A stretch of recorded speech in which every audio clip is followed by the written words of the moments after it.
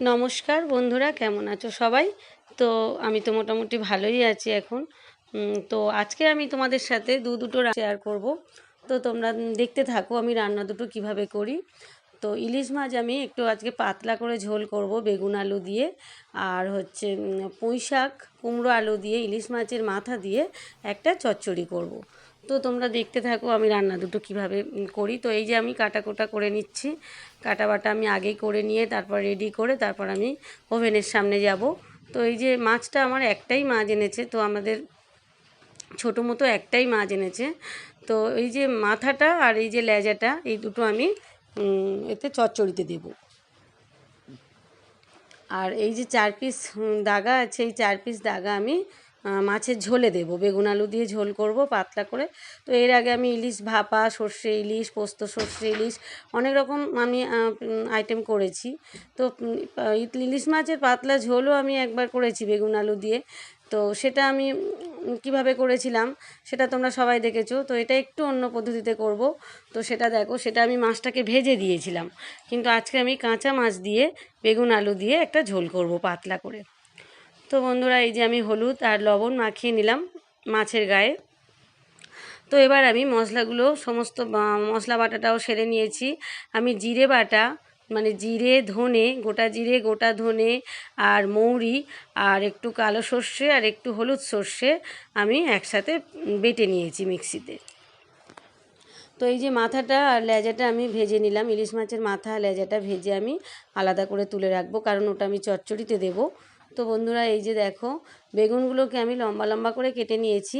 তো বেগুনগুলোকে আমি হালকা করে কিন্তু ভেজে নেব হলুদ দিয়ে, কারণ ওটা বেশি কড়া করে ভাজলে ওটা কিন্তু পরে নরম হয়ে যায় এবং মানে ঘেঁটে যায় পুরো ঝোল বা ঝালের সাথে। তো বেগুনটাকে এই যে দেখো ভেজে আমি তুলে নিয়েছি, সেটা হচ্ছে হালকা করে ভেজে নিয়েছি। আর এদিকে দেখো আমি কড়াইতে তেল দিয়ে দিলাম, তেল দিয়ে তেলটা বেশ গরম মতো হয়ে গেলে তার মধ্যে আমি কালো জিরে আর একটু কয়েকটা চেরা কাঁচা লঙ্কা, এই 6টা 7টা মতো আমি এর মধ্যে অ্যাড করে দিলাম। দিয়ে আমি এবার আলুগুলোকে আমি লম্বা লম্বা করে পিস করে রেখেছিলাম, সেই আলুগুলো আমি দিয়ে দিলাম এর মধ্যে। এবার এই আলুগুলোর মধ্যে আমি কিন্তু একটু হলুদ গুঁড়ো দিয়ে দেবো, হলুদ গুঁড়ো দিয়ে দেবো, লঙ্কার গুঁড়োও দিয়ে দেবো। দিয়ে ভালো করে আমি এই আলুগুলোকে বেশ ভেজে নেব, খুব কড়া করব না, মিডিয়াম করে ভেজে নেব। তো বন্ধুরা, আমি ইলিশ মাছের মোটামুটি অনেক রকম আইটেমই করলাম। তো ইলিশ মাছের এই যে কাঁচা মাছ দিয়ে বেগুন আলুর দিয়ে ঝোলটা, এটা ভীষণ সুন্দর খেতে হয়। তো তোমরা কে কীরকমভাবে পদ্ধতিতে করো, কে কী কোন পদ্ধতিতে করো আমাকে একটু জানাবে। তো আমি তো এরকম ধরনের পদ্ধতিতে করি। তো অনেকে তো মশলা শুধু জিরে বাটা দিয়েই করে পাতলা ঝোল করলে, তো অনেকে আবার সর্ষে বাটা দিয়ে করে। তো আমি এর মধ্যে সব রকম একটু মিক্সড করে নিয়েছি, জিরে ধনে হচ্ছে মৌরি আর একটু কালো সর্ষে হলুদ সর্ষে একসাথেই বেটে নিয়েছি।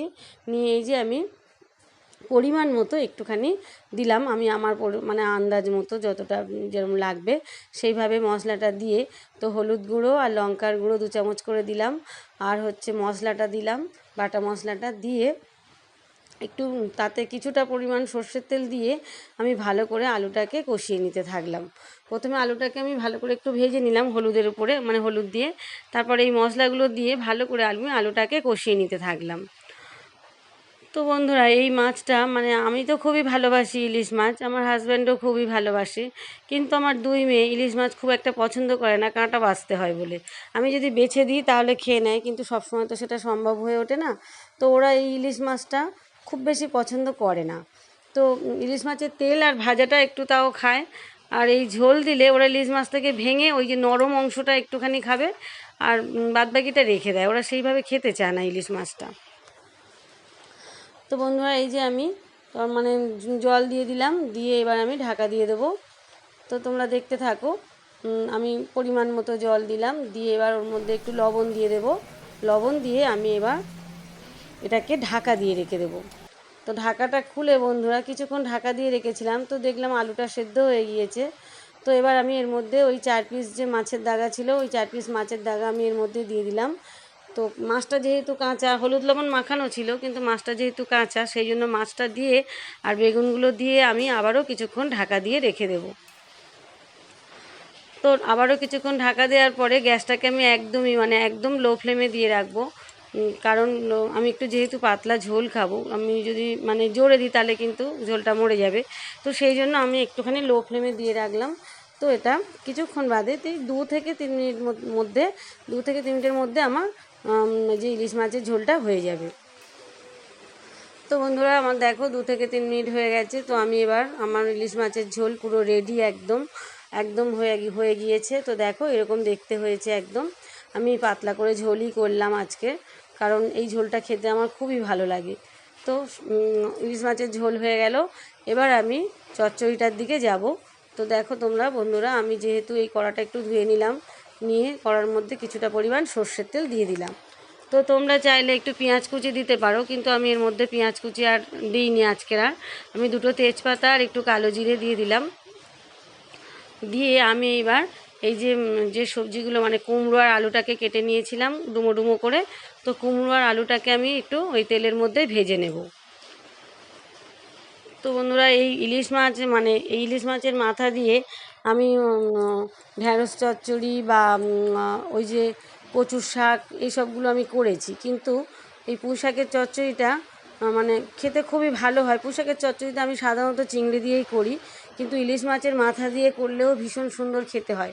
কিন্তু যেহেতু কাঁটা থাকে তো সেই জন্যে কী করব, ইলিশ মাছের মাথাটাকে কিন্তু আমি পুরোপুরি মানে ঘেঁটে একদমই পুরোপুরি ঘেঁটে দেবো না, সামান্য একটু ভেঙে দেবো। আর লেজাটাকেও আমি সামান্য একটু ভেঙে দেবো। ওগুলো কিন্তু পুরো আমি একদম খুব ভেঙে কিন্তু এর মধ্যে একদম ঘেঁটে দেবো না, দিলে কিন্তু কাঁটার জন্যে তোমরা কিন্তু তাহলে কেউ খেতে পারবে না। তো সেইভাবে তোমরা কিন্তু মাথাটাকে আর ওই লেজটাকে সেইভাবে হালকা করে একটু ভেঙে ওর মধ্যে দিয়ে দেবে।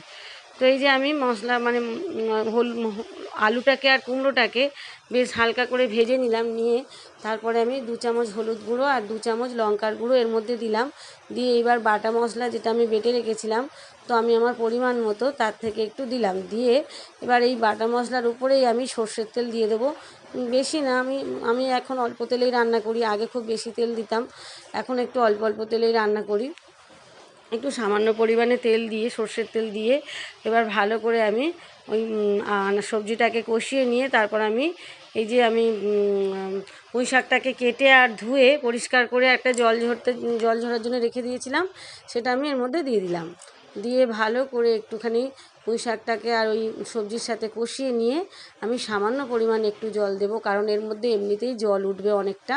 তো আমি সামান্য পরিমাণ একটু ওই ছোটো মতো বাটির একটুখানি জল সামান্য আমি এর মধ্যে দিলাম। দিয়ে এবার লবণটাকে আমি দিয়ে দিলাম। দিয়ে এবার আমি এটাকে ঢাকা দিয়ে রেখে গ্যাসটাকে আমি মিডিয়াম টু লো ফ্লেমে রেখে দেবো।